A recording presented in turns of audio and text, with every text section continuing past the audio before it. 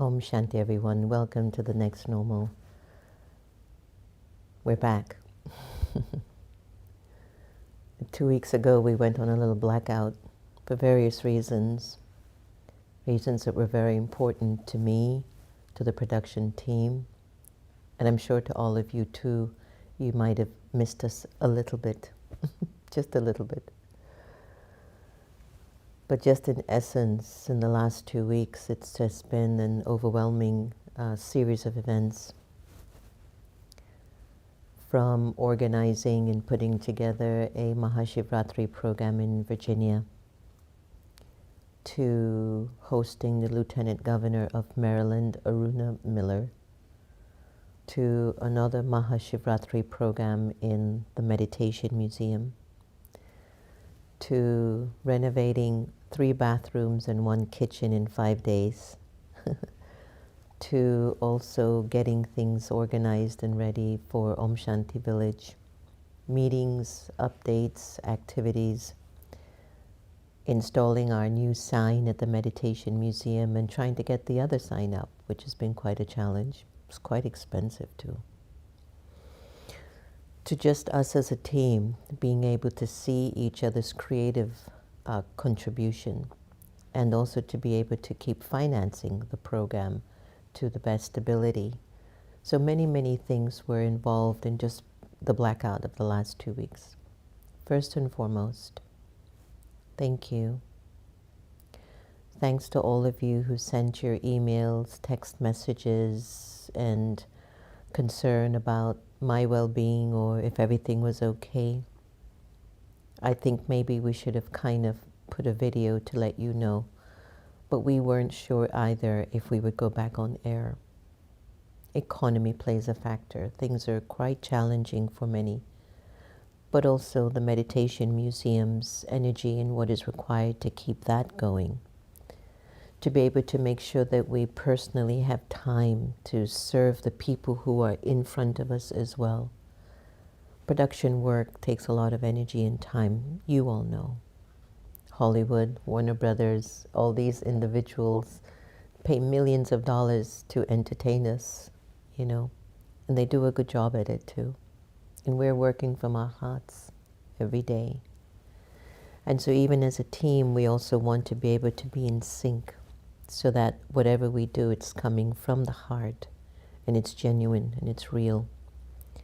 And so for these last 2 weeks, we've done a lot of soul searching. We have also looked at how things are unfolding in the world and even the desire for our community to be able to have this sustenance every day.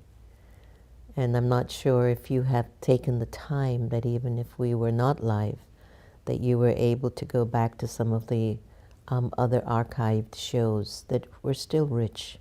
They were still rich in content and rich in vibration and rich in spirit. But also, I'm not sure about yourself, but for me, I've often seen when I'm not having the living experience of love that is alive, or even wisdom that's alive, I can see where it does take a toll, like something is missing, something sort of comes out of my life a little bit subtly. And so for that, if we have kind of jarred you a little bit or made you concerned, our deepest apologies for that. We're in such a time that we're not sure what is true, what isn't true anymore, what is real and what isn't real. I consider the next normal to be very real, very authentic. We show up because we want to, and we are called by God to show up and to be of service to each other, but especially to ourselves. Today's topic on uplifting oneself and uplifting others is huge. Yesterday's class in our advanced teachings called the Murli, which is offered in the Brahma Kumaris, there was a focus on uplifting oneself and uplifting others. And I thought that it would be really important for us to explore that idea. Too many times I have seen individuals become extremely insecure when either a family member or a colleague at work or a friend seems to be doing what it looks like better than them. It's generally always physical, either financially or with their career or title or position or their visibility. When it seems as if the other person is doing well, different emotions emerge in others who might not be progressing like the other person. But also an interesting observation is the person who's progressing sometimes doesn't turn back to bring others with them. Have you seen that as well? It's almost as if they get very consumed with their progress or their upliftment, that they become sort of self-focused or self-centered, that they don't think about their friends or the people behind them. Now, there are other cases where they have turned back to help their friends and family, but their friends and family weren't able to rise up, and so sometimes the individuals have to move on. I came across a post, it was a very small snippet, and it was from a singer called Roberta Flack. It touched my heart. And nowadays you don't know if something is AI generated or if it's real or not. But in her interview with a journalist, Roberta Flack, who just recently passed away, shared that one of the things that have hurt her in her life is how her family member never appreciated her success. And I paused for a little bit and I looked at that. And I kind of scrolled back and I heard what she said. She said she took care of her parents, she bought them homes, everything, but they never appreciated, they never once said, "We're proud of you, Roberta." There she was having dinner and performing for presidents and some of the richest people and icons and civil rights leaders of our time, and they never ever turned to just say, "Man, you did good. You did good." And that hurt her a lot. And there's so many cases like that. Whether you see someone at work progressing, you don't like it. It could be somebody who comes along later on in the job and seems to have a higher position, you don't like it, but you've never thought how they got there. It could be a family member who's doing well, and it touches something in you. But what if we were able to create a culture that if you are interested in uplifting yourself, then it's natural for you to want to uplift others because it's a soul affair. So I wanted us to look at this idea that, especially those of you who are in startup companies, if you remember the story of Mark Zuckerberg and Facebook, when they first started it up, it was a big deal. And when it got really big, they started to argue with each other. I think they broke away from each other. The same thing with Steve Jobs and Apple. Startup company, they're working together. They had no idea it was going to explode. And then the people that were with him from the ground level tried to take the company away from him. You remember these stories. I think the same with Bill Gates. Who knows where that energy flows? What is it in souls that when somebody in a group or a team is doing a little bit good, or they've stepped into their karmic field of their abundance, that it's time for them to shine, that we forget that in some previous incarnation or somewhere inside of that soul, they are generating the energy for their fortune. And there's a reason why they climb. There's a reason why they're going where they're going. I know there's some souls that cheat and steal. I get that. That's short term. I'm not concerned about those souls. Eventually, the energy of karma will return to them. There's a reason why there are some people who are really struggling on the streets or in villages or in communities with no food to eat. There is a reason, energetically, for the souls. Now, I don't say that they deserve it. I don't want to see anyone suffering. But as I mature on my spiritual journey, I've realized that there is a reason behind every event and circumstance an individual goes through. Similarly, if I uplift myself, there will be a natural innate energy in me to bring others with me. When we were hosting the Lieutenant Governor at the Meditation Museum for Women's Day, Reverend Sylvia from Unity of Washington D.C. I had a few friends celebrate my birthday, by the way. I'm getting younger. And Reverend Sylvia had come up and said something that touched my heart. It stayed in me, it's carved. She says, one thing about Sister Jenna, she's a servant leader. And she explained what that meant. She says, you will never imagine how much weight and how much influence she carries, because you'll see her doing small things. You'll see her not focused on her power, her position, or her leadership. She's focused on the hearts of people, of how to build them. I will be with people who seem so insignificant in the world, and I'll feel so close to them, as well as I will be with some of the most powerful people in the world, and I will feel really close to them. They're all God's children. For me, we're all the same at that level. We'll never be the same in actions or duties or responsibilities that we're being given. So there was something about that Reverend Sylvia said that touched my heart. She says and then Kanu Kogod shared, Sister Jenna doesn't leave anyone behind. There's one thing about her. She brings everyone together. And it's true. Whether I'm being invited to the Paris Game Olympics or on a stage of the White House, where I took 28 of our students on the grounds of the White House to meet Prime Minister Modi and President Biden. Don't ask me how I achieved that, but it was my heart. I wanted them to have that experience. You might not know this, but every day at 6 a.m. until 6:05, a group of BK students gather together to send blessings and prayers to politicians around the country, because something in their minds needs something for them to think in a way that helps all the citizens of America. It's very, very important, actually. And so at 6 o'clock every morning, the students come together and they send their blessings and good wishes to all the politicians, because here we are in Washington, D.C. So imagine whether the politician is helping all Americans or some Americans. Those souls that meet every morning at 6 o'clock are sending thoughts to uplift individuals who might not be focused on uplifting their own lives.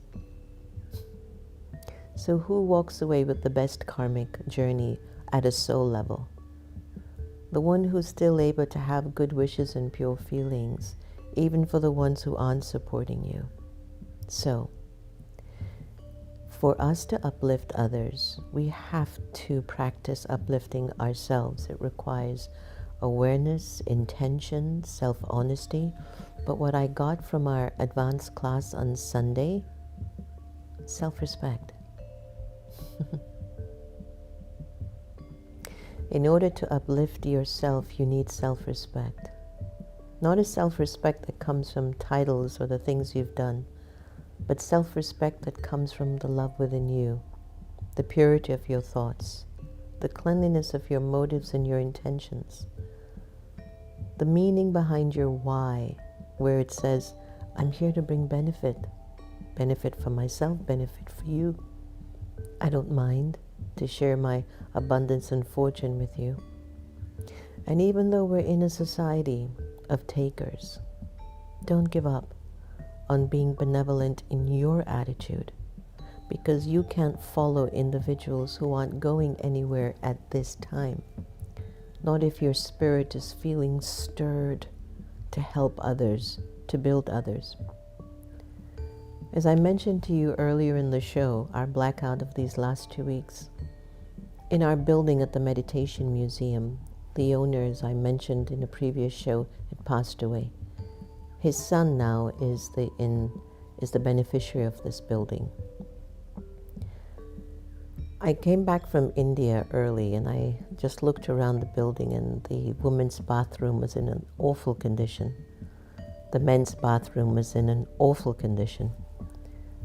And myself and the two sisters just got together, and we ourselves went and scrubbed and cleared out that wall, puttied the wall, painted the wall. A very good friend actually participated in helping as well. The downstairs portion, within 2 days, I mean, things just moved because we wanted to uplift the building, the people who came in that building. There are about 17 other tenants or 20 tenants in the building, but none of the tenants thought of maintaining the bathrooms, keeping them clean, or upgrading them, but we did. Now, as a result of our pure thought, because we are uplifted, and if I wait for other people to uplift an area because I think it's their responsibility, but they don't have the same values or principles that I do, then don't I end up just like them? Am I not a part of that energy of degradation or going down or making things go down? But if I take the initiative and I build myself up and I build everything around me, it just might ignite the light in another. It just might. It might help them to also raise their way of living. And just Saturday, the guy who's supposed to maintain the building, I saw him for the first time cleaning the windows, the glass, with such intentionality. And I said, Bruce, you're doing good. You're doing good, brother. And I thought to myself, I've never seen that man clean that window. We were the only ones cleaning that window in the building. I said, I'd never seen that guy clean that window. I said, this is a good thing. This is a good thing. So by uplifting yourself, by maintaining your self-respect is focused on the quality of thoughts you are thinking about yourself, the love within you, the cleanliness, the truth, the ability to feel your authentic self, your God self in you. That upliftment of the self is your spark of light that can ignite the light in another soul.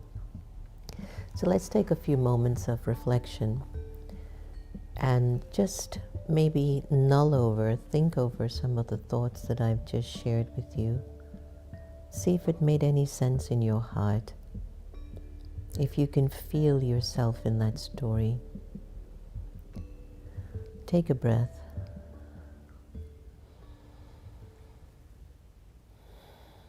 I want you to visualize yourself in an uplifted mode.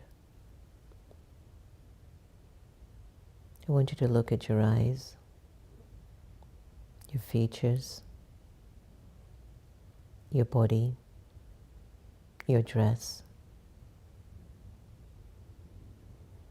Visualize the way you walk, speak, eat, move around, sit, look at another person. What are your thoughts within you? Good wishes, pure feelings for them, or something else?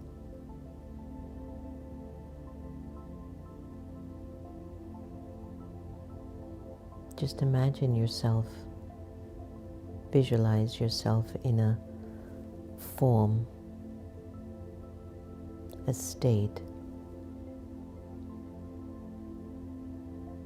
of royalty, purity,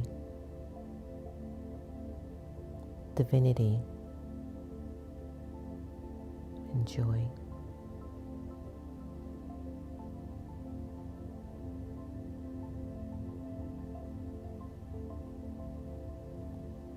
And if you're able to nurture that inside of you every day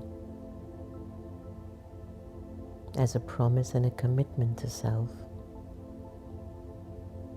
wherever you go, whether it's at a supermarket, a department store, the gas station, the attendant, work, school, family, friends, or just walking down the street. you could ignite the light in someone else. Somehow someone can pick up your aura or your vibrations. This soul is uplifting themselves. I want that too, for me. It'll inspire them. Keep practicing to share your good wishes and pure feelings with everyone. It will keep you inspired. It'll keep you uplifted in a world that seems to be going through a downward spiral. But because of your upliftment, you will bring many with you. It's a wonderful purpose. It's a wonderful meaning. Take a deep breath in. Breathe out. Thank you for doing that. You can see that if you think your way through on this level, it'll be helpful. Well, I think we will explore our awakened intelligence as a continuity and see what it says. Beautiful question. Don't you love how the AI is becoming personal? Uplifting yourself and others often goes hand in hand when your light shines brighter. It helps others to find theirs too. It's such a motto in the Brahma Kumaris. So to uplift yourself, let's see what they say. Start with self-awareness. Practice gratitude. Speak kindly to yourself. This is a big one. Do what nourishes you. And stay connected to your purpose, your higher purpose, I'd say. And to uplift others, be present. This is huge. Sometimes there's one sister with us. 3, 4 of us could be talking and she just comes in the room and talks about, did you hear the sky is purple?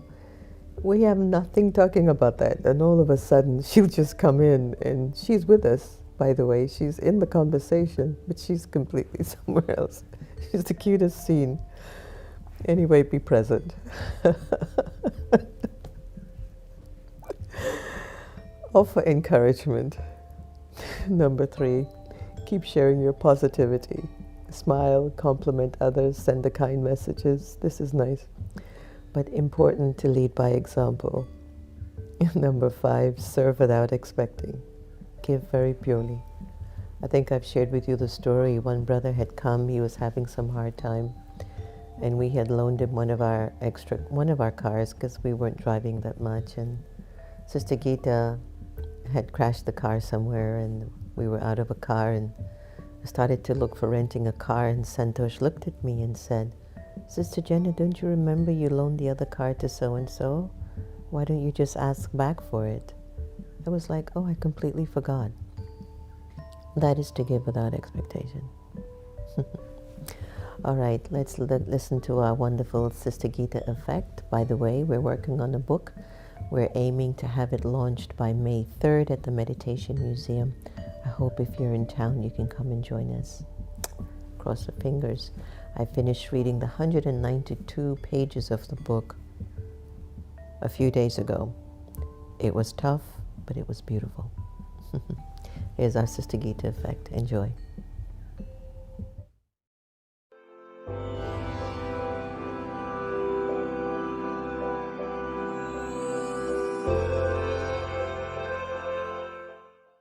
There is no nourishment like happiness. It's the nectar. There is no sickness. It's like a poison. Having been sorrowful for so long, the soul is now desperate for peace. There can be no real happiness until the soul finds its peace. Deep inner peace, the kind born of union with the divine, gives so much power. You forget about sorrow completely.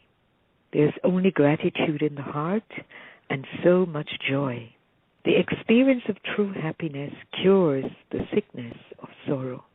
This is a remedy, not just to create happiness and joy in your own life, but for creating it in the world also. A cheerful faith goes a long way towards thinking everything better. So, have a happy day. Om Shanti.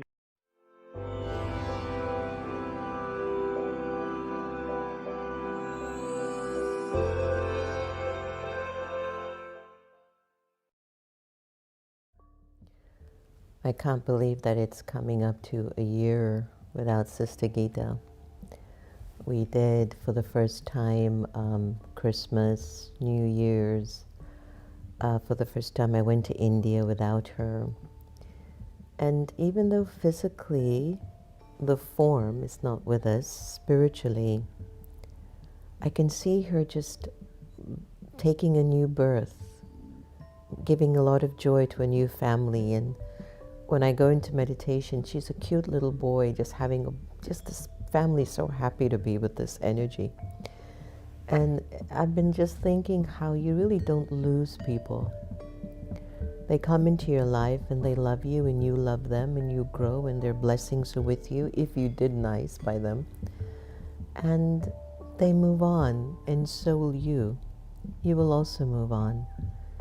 And to the extent that you gave joy and respect to everyone, those blessings will go with you. And whenever you are moving around, you'll just feel like you're blessed, like you're protected because of your good deeds. It's incredible. Anyway, let me say hello to everyone. Hi, Dale. Dale, it was good to see you at Howard University. So it was nice to have your presence there. And thank you for also being an initiator for getting us back on. Tulis Kumari, Dinesh, nice to have your support always. Randy Sue, nice to have you from Trinidad. S. Watson, my Meditation Museum family, certified locally. Travel Qua, love sea salt. I love these names. I miss these. I wish I knew your real names. Hi, Darlene. Om Shanti. So very happy and grateful to see you back. It's a blessing to be with you. Manmohan, thanks for a good show. Darlene, good. Gigi, Suman, Jokes, Randy again. You all have been the light during what feels like dark times. For that, we are grateful. Thanks again. Om Shanti Shobha. Boy, we're missing you, but we know drama is accurate and you have to get better. I missed this show. Hello, Anthony. I'm so elated that you're back. Me too. Hello, Simla, Papu, Monica. Nice to have you. Kumar Viswas. Thanks for the wonderful show. Wendy, Sharda, Kailash, Kumar, Duke, Your Highness. Very good to have you on today. I'm looking forward to hosting you here at, at Om Shanti Village. So the Duke and Prince Manvendra will be with us in, I think, June. They have a new book out, which we will be hosting them at the Meditation Museum. So stay tuned for that. And I'll also be interviewing them live on the next normal. So, Sukhveer, nice to have you. Raul, Jackie Woodside. Jackie's been hosting a wonderful program on, oh gosh, the Conscious Living Summit. Jackie, I hope I did justice. And Sister Jenna was on yesterday, I heard. That was good. Manish, nice to have you. And Harish, Annette, Raki, Angela, and everyone. Thanks again for joining us. Lots and lots of good wishes and pure feelings. We'll see you again tomorrow. Thank you for being with us at the next normal. I don't have to ask you. I think your heart knows. Share with your friends and family. Put it on your social media. That can kind of invite people into that space and create this beautiful vibration. Just keep remembering, real upliftment comes from your self-respect. Take care and lots of love. Om Shanti.